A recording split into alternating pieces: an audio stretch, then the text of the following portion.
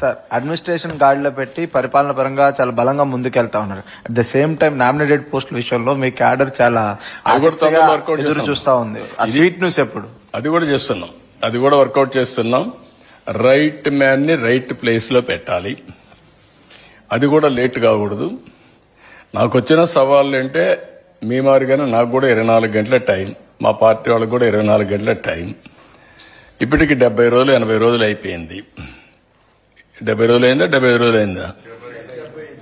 75 రోజులు అయింది. ఇంకొక 25 రోజుల్లో 100 రోజులు అవుతుంది. ఇప్పుడు ఈ 100 రోజుల లోపల మీరు చెప్పిన కార్యక్రమం కూడా వర్కౌట్ చేస్తున్నా. ఇప్పటికే చాలా గంటలు కూర్చున్నా. మళ్ళా నేను ఇచ్చే పొజిషన్స్ రాంగ్ చాయిస్ ఇస్తే మళ్ళా తిడతారు. వేరే చేస్తున్న ఏ మాట అయితే నేను చెప్పాను, నేను అధ్యయనం చేస్తాను, మీ పర్ఫార్మెన్స్ అప్రైజ్ చేస్తాను, మీకు పనికి తగిన గుర్తింపు ఇస్తానని నేను చెప్పాను. ఆ ఎక్సర్సైజ్ చేస్తున్నా. నెంబర్ ఆఫ్ అవర్స్ కూర్చున్నా.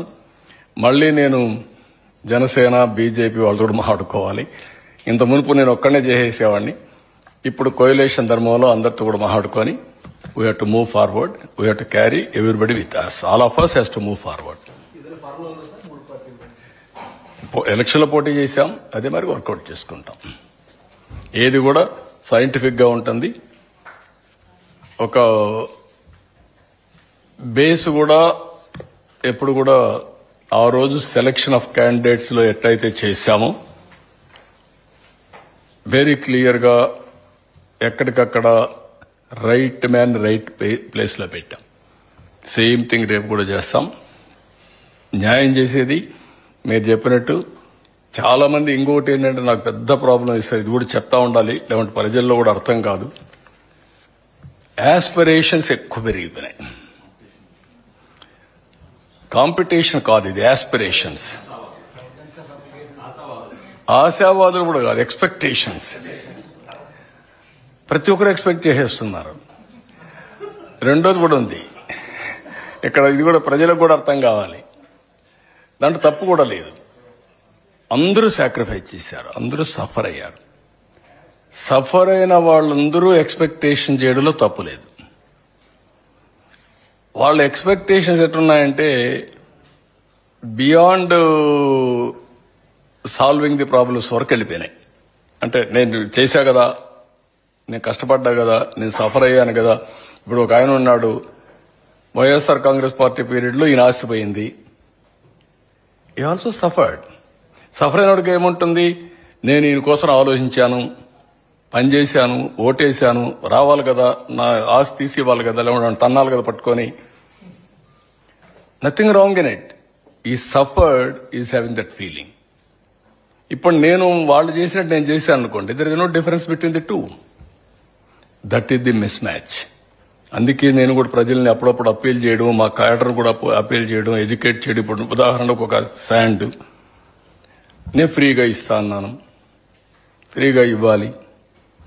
It has become a big challenge for me. ఫ్రీగా ఇవ్వాలంటే ఎక్స్లవేషన్, రెయినీ సీజన్ వచ్చింది. ఇప్పుడు నేను తవ్వలేను. నదుల్లో ఇసుక ఉండేది కొద్దిగా స్టాక్ ఉంది, నేను ఇస్తానని చెప్పి లారీల్లో ఏమన్నాం. మా వాళ్ళు అనుభవం లేదు అంటే ఊహించం కదా ఇవన్నీ. ఓకే రమ్మన్నారు, ఇవ్వడం మొదలుపెట్టారు. మొదలు పెడితే లారీలో నిలబెట్టేశారు. నిలబెడితే వీళ్ళు లోడ్ చేయడానికి కూడా వాళ్ళకి శక్తి లేదు. నేను మార్నింగ్ సెక్రటరీకి వస్తే ఒక 100 లారీలు రోడ్డు మీద ఉన్నాయి. ఇదేంటే ఇన్ని లారీలు ఉన్నాయంటే ఇస్తున్నాం సార్ అంటారు. What is this, what is happening అని అడిగితే దెన్ కూర్చొని ఆలోచించి ఇది కాదు, మీరు తప్పు చేస్తున్నారు. వీడు 2 రోజులు వెయిట్ చేస్తున్నాడు, 3 రోజులు వెయిట్ చేస్తున్నాడు. 3 రోజుల ఛార్జ్ కూడా ఎవరి మీద వేస్తున్నాడు, కన్జ్యూమర్ పైన వేస్తున్నాడు. వాట్ ఈస్ దిస్ అని చెప్పి అక్కడి నుంచి కూర్చొని పెట్టి యూ రిజిస్ట్రేషన్ సమ్వేర్ చేయండి, లారీస్ అన్ని కూడా లిస్ట్ అవుట్ చేయండి, డెస్టినేషన్ ఎంతో ఫిక్స్ చేయండి, వచ్చిన తర్వాత 1 అవర్ స్లాట్ ఇవ్వండి, ఆ 2 అవర్స్లోనే ఆ లారీలన్నీ ఫిలప్ చేసి పంపించండి అని పెట్టాను. ఇప్పుడు స్ట్రీమ్ లైన్ అవుతోంది.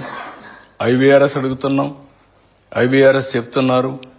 ఎవడన్నా మళ్ళా ఉంటారు కొంతమంది కక్కుర్తి, లారీ వాడు కొంచెం ఎక్కువ డబ్బులు తీసుకోవడం, వీడ రీచ్ దగ్గర వీడు డబ్బులు కొట్టేయాలని చూడడం.